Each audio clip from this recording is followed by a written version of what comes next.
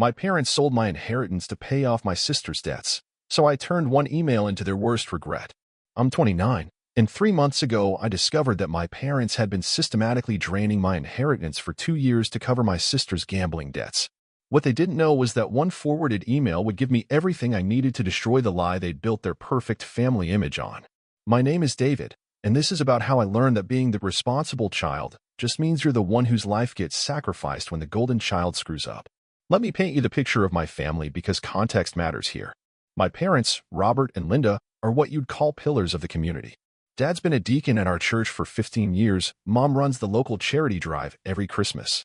They raised me and my sister Rachel with what they called strong family values, which apparently meant Rachel could do no wrong and I could do no right. But I was too naive to see it back then. Rachel is 3 years older than me and has always been what my parents called free-spirited. What they didn't call her was a gambling addict, but we'll get to that. Growing up, Rachel was the artistic one, the creative one, the one who marched to her own drum. I was just the boring kid who got good grades and stayed out of trouble. Guess which one got more attention? The dynamic was subtle but constant. When Rachel failed her college algebra class twice, my parents hired her a tutor and talked about how math just wasn't her strong suit. When I struggled with my first accounting course, Dad told me I needed to work harder and figure it out myself. When Rachel bounced between 3 different majors and took 6 years to graduate, they praised her for exploring her passions. When I finished my business degree in 4 years with honors, they barely acknowledged it at my graduation dinner. I used to think it was just their parenting style. Some kids need more support, right? Some kids are naturally more responsible.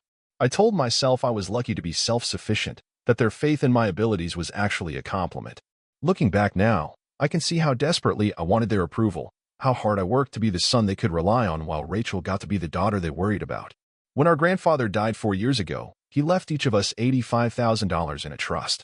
The money was supposed to be accessible when we turned 30 or earlier in case of emergency with parental approval as trustees.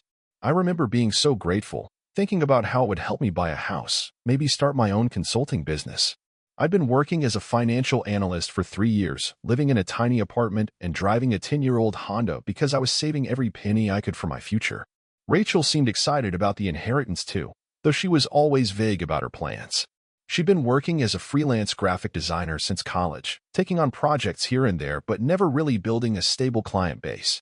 She lived in a nice one-bedroom apartment downtown, drove a newer car than mine, and always seemed to have money for concerts, weekend trips, and expensive dinners out.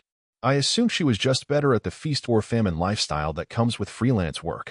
What I didn't know was that Rachel had been secretly gambling online for years. Poker, sports betting, some cryptocurrency trading thing that was basically just gambling with extra steps. By the time Grandpa died, she was already in deep. Like $40,000 deep, with more piling on every month. The first sign something was wrong came about 2 years ago. Rachel, who'd been fiercely independent since college, suddenly moved back in with our parents. She said it was to save money and focus on building her portfolio, but I noticed she seemed different. Stressed all the time. Jumpy. Always checking her phone with this anxious look on her face. When I asked Mom about it, she got that protective tone she always used when discussing Rachel. Your sister is going through a transitional period, David. She needs family support right now. I figured it was just Rachel being Rachel, cycling through another phase. Maybe she'd had a bad breakup or lost a big client. She'd always been dramatic about setbacks. The second sign was my parents' behavior, though I didn't recognize it as a sign at the time. Dad started picking up extra shifts at the manufacturing plant where he'd worked for 25 years. Mom, who'd only done part-time bookkeeping for local businesses, suddenly had a full client roster and was working evenings and weekends.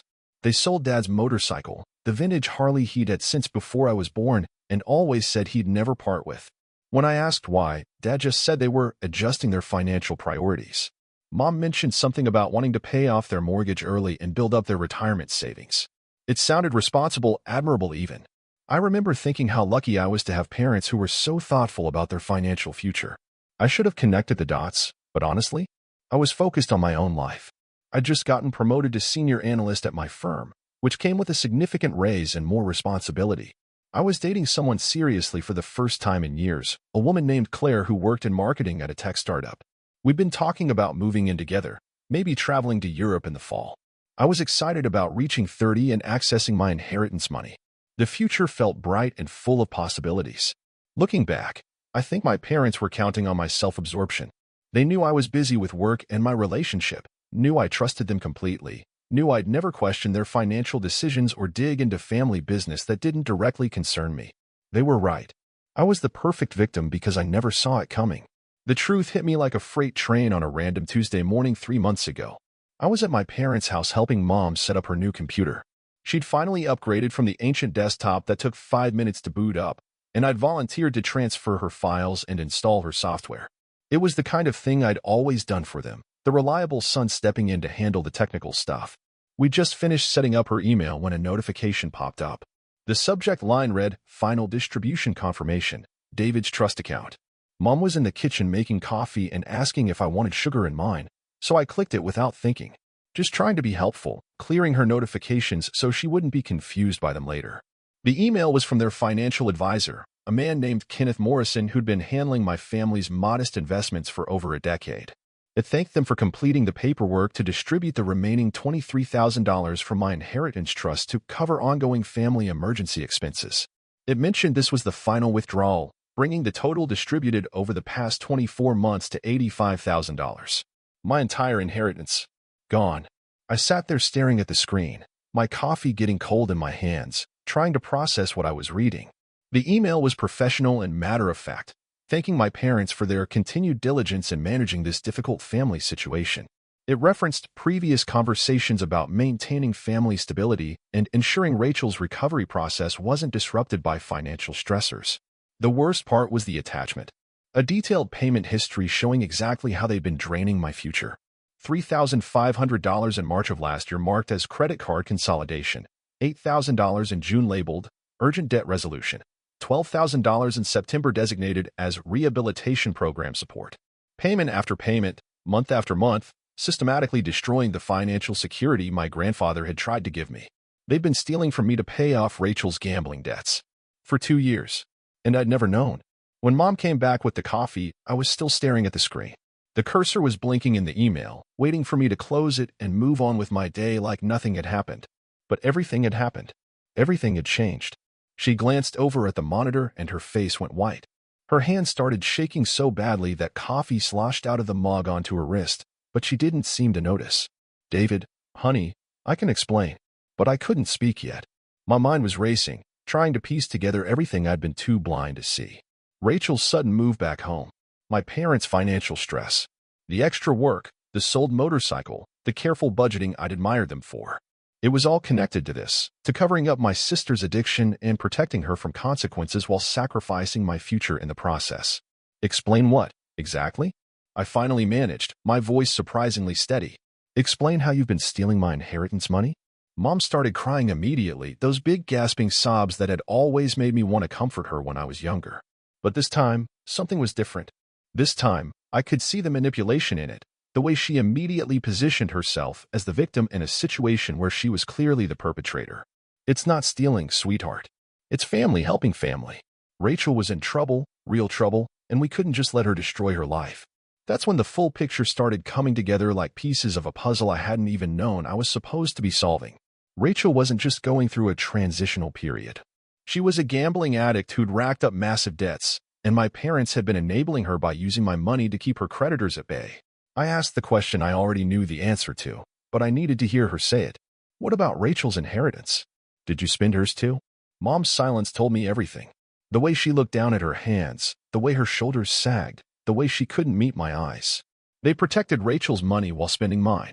The responsible child's future was expendable, but the problem child's safety net was sacred. We couldn't touch Rachel's money, she finally whispered. She's not stable enough to handle that kind of loss right now. It would have set back her recovery. Recovery. As if Rachel was some fragile patient instead of a grown woman whose poor choices had led to this situation. As if my financial security was somehow less important than her emotional well-being. So you decided my money was expendable instead. You're stronger, David. You've always been the responsible one. We knew you'd understand, eventually. We knew you'd want to help your sister. But they hadn't given me the chance to make that choice, had they?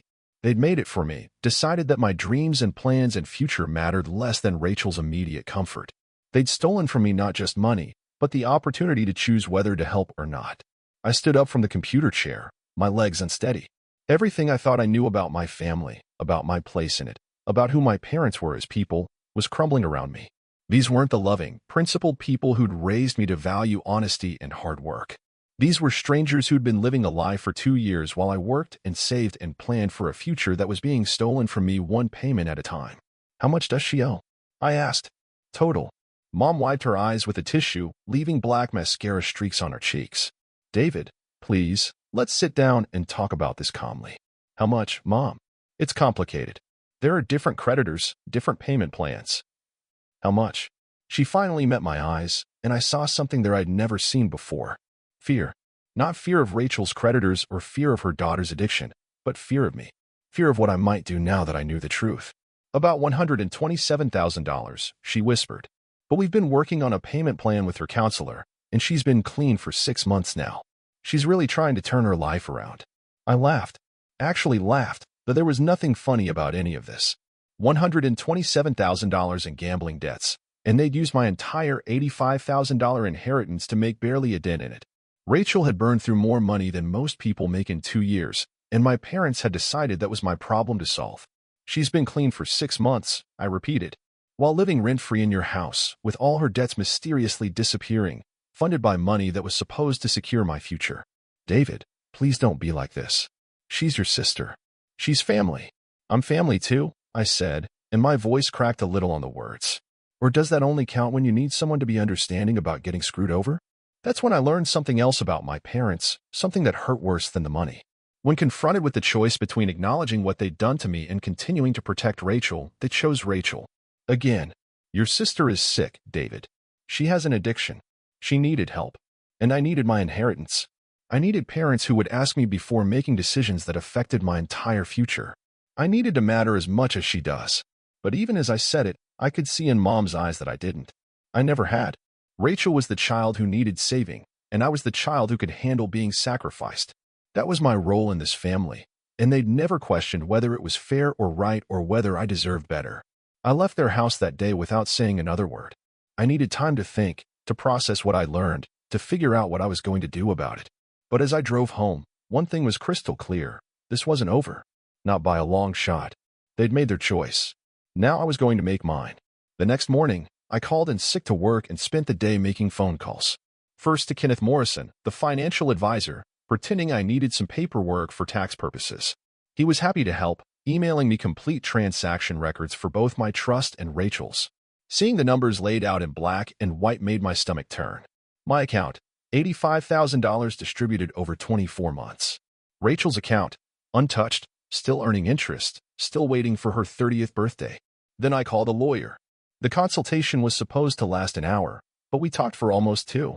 The lawyer, a sharp-eyed woman named Patricia Chin, reviewed the trust documents and transaction records with growing interest. When I finished explaining the situation, she leaned back in her chair and shook her head. This is fraud, she said simply. According to the trust terms, any distribution over $10,000 requires written consent from the beneficiary if they're over 25. Since you were 27 when the large withdrawals started, they needed your signature. Did you sign anything? I hadn't, which meant they'd been forging my consent for 2 years. What are my options? I asked. She smiled, and it wasn't a particularly pleasant expression. Oh, you have options.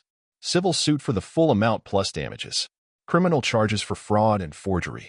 And since your parents were acting as trustees, there could be additional penalties for breach of fiduciary duty. But I didn't want to send my parents to prison. I just wanted them to understand that actions have consequences, that they couldn't steal from me and expect me to smile and forgive them because it was all in the name of family. What if I wanted to handle this privately first? Give them a chance to make it right before involving the courts? Patricia nodded approvingly. Smart approach. We draft a formal demand letter laying out what they've done and what you want from them. Give them a reasonable deadline to respond. If they don't comply, then we escalate. We spent the next hour crafting the letter. It was beautiful in its simplicity, laying out the facts without emotion or accusation. Just the truth, what they had done, what laws they had broken, and what I expected them to do to make it right. By the time I left Patricia's office, I felt something I hadn't felt since opening that email. I felt powerful. For the first time in my life, I wasn't just the responsible son accepting whatever my family decided was best. I was someone with options, with leverage, with the ability to demand the respect I'd never been given. The letter went out the next day, delivered by a process server to ensure there was no question they'd received it. Then I waited. The phone started ringing about 2 hours after they got the letter. First Mom, crying and asking how I could do this to them. Then Dad, angry and accusing me of trying to destroy the family over money. Then Rachel, screaming about how I was trying to steal her inheritance out of spite. I didn't answer any of their calls that day. I needed them to sit with the reality of the situation before we talked. Mom showed up at my apartment that evening. She looked like she'd been crying for hours, and she had a folder of papers with her. When I opened the door, she practically collapsed against the frame. "Please," she said, "please don't do this to us. We're your parents. We love you." I let her in, and we sat at my kitchen table. She spread out the papers, bank statements, loan documents, payment records. She walked me through their entire financial situation, trying to show me how desperate things had been, how they'd had no choice. "We never meant to hurt you," she said, her voice shaking. "We thought we were doing what was best for everyone. Rachel was in such a bad place, and you were doing so well. We thought we could make it work." I asked her the question I'd been wanting to ask since this all started. "Why didn't you just ask me?"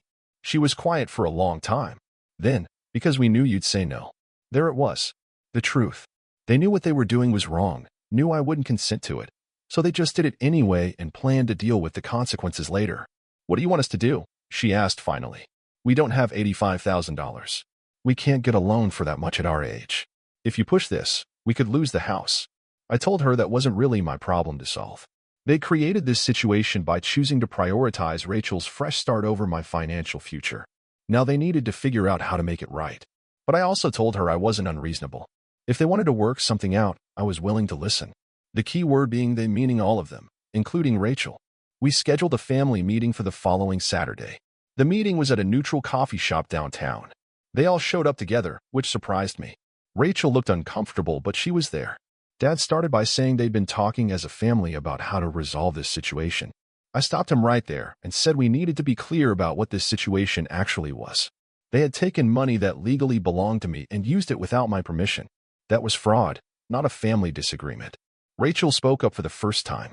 "Look, David, I know you're upset about the money, but it's not like I asked them to do this. I didn't even know about it until you sent that lawyer letter." I stared at her. "You didn't know that your gambling debts were being paid off?" "I knew they were helping me with payments," she said defensively. "I didn't know where the money was coming from." "You didn't ask." She got defensive. I was grateful for the help. I didn't think I needed to interrogate them about their finances. That's when I realized Rachel genuinely didn't see herself as responsible for any of this. In her mind, she was just the recipient of help, not someone whose problems had caused my parents to steal from me. Dad pulled out a piece of paper. They'd worked out a payment schedule where they'd pay me back $500 a month for the next several years. It would take them almost 14 years to pay me back the full amount, with no interest. When I asked what Rachel's contribution to this plan would be, she looked confused. "What do you mean? This debt exists because of your gambling. What are you doing to help pay back the money that was taken from me to cover your mistakes?" "I'm already contributing," she said. "I'm working at a coffee shop part-time, and I give Mom and Dad money for groceries." "You're paying rent to live in their house," I said. "That's not the same as taking responsibility for this situation." The conversation got heated after that. Rachel started crying, saying I was being vindictive. Mom accused me of caring more about money than family. Dad said I was being unreasonable. Finally, I'd heard enough. I told them their payment plan was unacceptable and they still didn't understand what they'd done wrong. I gave them my counteroffer. Rachel's inheritance gets liquidated to pay me back immediately, or I file criminal charges within the week. They thought I was bluffing. I could see it in their faces when I laid out my ultimatum. Good old responsible David would never actually follow through on something that would hurt the family. They were wrong. I spent the next week putting together everything I needed. Bank records, forged signatures, email communications, documentation of Rachel's gambling debts. But I also did something else. I started investigating my parents' finances more closely. What I found was worse than I'd imagined. Remember how I mentioned they were pillars of the community? How Dad was a church deacon and Mom ran charity drives? Well, it turns out that when you're systematically defrauding one child to enable another child's gambling addiction, you get creative with money. I found evidence that Dad had been borrowing from the church's building fund to help cover Rachel's debts, planning to pay it back from my inheritance money. Mom had been skimming from charity drive collections for the same reason. They hadn't just stolen from me. They'd been stealing from their church and their community, all to protect Rachel from facing reality. I compiled everything into folders and made copies. Then I wrote 3 letters. One to the police, one to the church board, and one to the local newspaper. But I didn't send them yet. Instead, I invited my parents over for dinner. Just the two of them. The dinner was surreal. I'd made Mom's favorite meal, set the table with the good dishes, even bought wine. They showed up looking hopeful, probably thinking I'd come to my senses. Over dessert, I put down my fork and looked at both of them. I need you to understand something. This was never just about my inheritance money. I told them about the evidence I'd found. Dad's face went gray when I mentioned the church building fund. Mom started shaking when I brought up the charity money. You turned into criminals to protect Rachel from consequences, I said quietly. You stole from me, from your church, from families who needed that charity money. And for what? So she could avoid bankruptcy? I pulled out copies of all the evidence and spread them across the table. Here's what's going to happen. You're going to liquidate Rachel's inheritance and pay me back immediately. You're going to confess to the church board and resign. You're going to pay back every penny you stole from charity. And you're going to tell Rachel her free ride is over. Dad found his voice. And if we don't? I gestured to the evidence. Then tomorrow morning, the police, the church board, and the newspaper all get copies of this. They sat in stunned silence. Finally, Dad asked, what about Rachel? She'll have what she should have had 2 years ago. The consequences of her choices. 3 days later, I received a cashier's check for $91,000, my inheritance plus interest. Dad resigned from the church board. Mom stepped down from her charity work. Rachel moved out and got a full-time job. We don't talk much anymore. The trust is gone, and I don't think it's coming back. But I'm not angry anymore. I'm free. I used the money to buy a house and start my consulting business. For the first time in my life, I'm not the responsible child who has to sacrifice for everyone else's mistakes. I'm just me, making my own choices. Sometimes I wonder if I was too harsh. But then I remember they had 2 years to do the right thing. They chose Rachel every single time. Now they get to live with that choice, just like I had to live with theirs. Maybe that makes me vindictive. Or maybe it just makes me someone who finally learned that family loyalty has to go both ways to mean anything at all.